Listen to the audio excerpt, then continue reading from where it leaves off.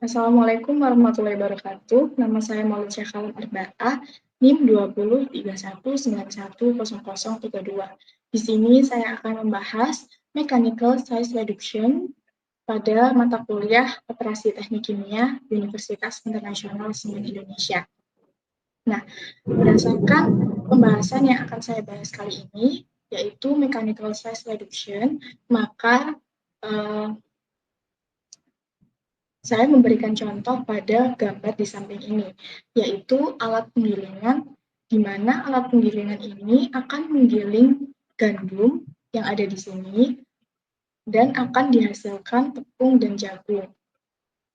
Nah, berkaitan dengan mechanical size reduction atau pengurangan ukuran partikel, terdapat proses crushing dan grinding.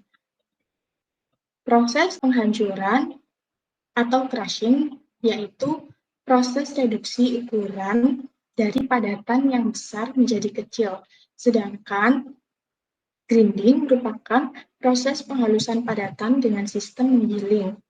Nah, tujuan dilakukannya pengurangan ukuran ini atau mechanical size reduction ini yaitu pertama untuk mempermudah ekstraksi, lalu yang kedua untuk menyesuaikan kebutuhan spesifikasi dari produk yang akan digunakan.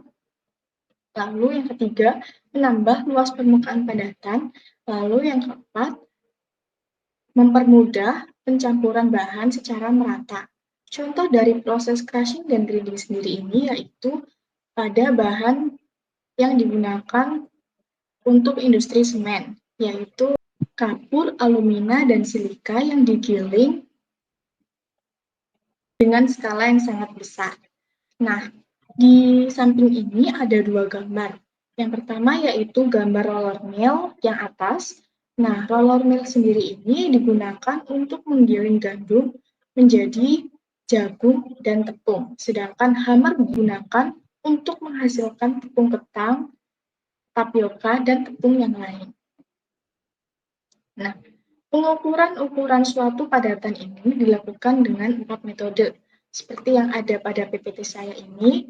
Jadi, pengurangan ukuran yang pertama yaitu dengan metode kompresi atau tekanan, di mana metode ini digunakan untuk mengecilkan ukuran padatan yang memiliki tekstur keras.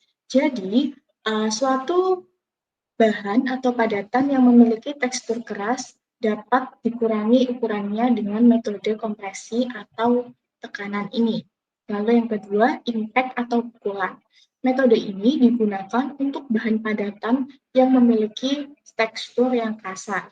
Sedangkan atrisi atau gesekan digunakan untuk menghasilkan produk yang bertekstur halus. Jadi apabila menginginkan produk atau hasil ukuran yang bertekstur halus, maka menggunakan metode atrisi atau gesekan.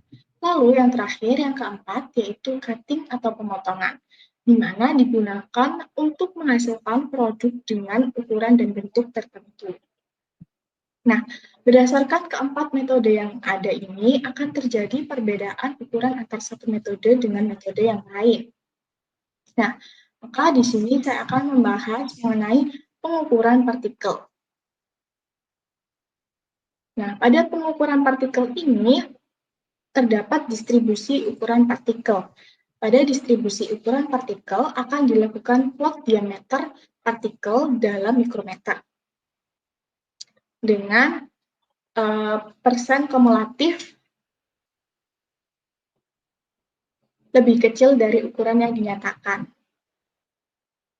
Nah, plot tersebut dapat dilihat pada gambar 12-12-2 ini yang ada di bawah tulisan ini ya, teman-teman.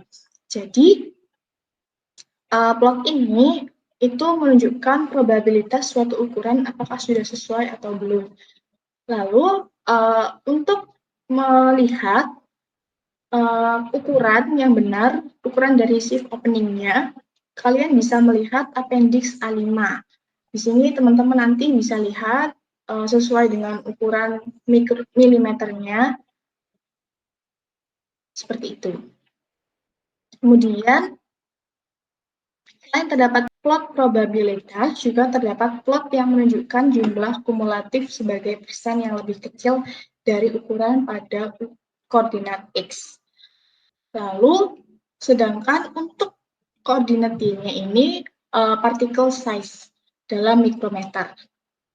Nah, pada gambar 1451A,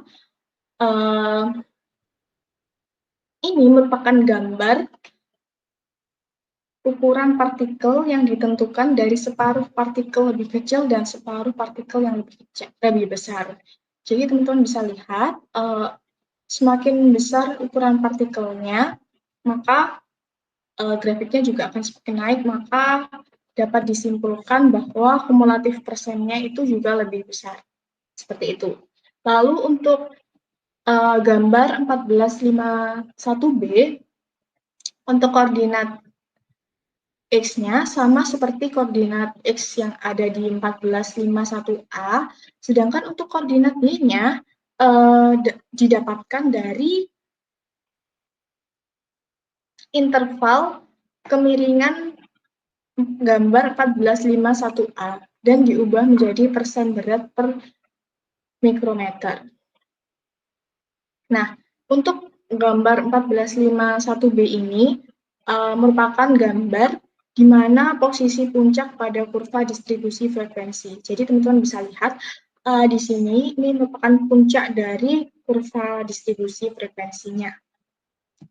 Nah, analisis ukuran partikel yang lengkap ini diperlukan untuk sebagian besar perbandingan dan perhitungan. Maka dari itu, analisis ukuran partikel ini sangat dibutuhkan dalam industri.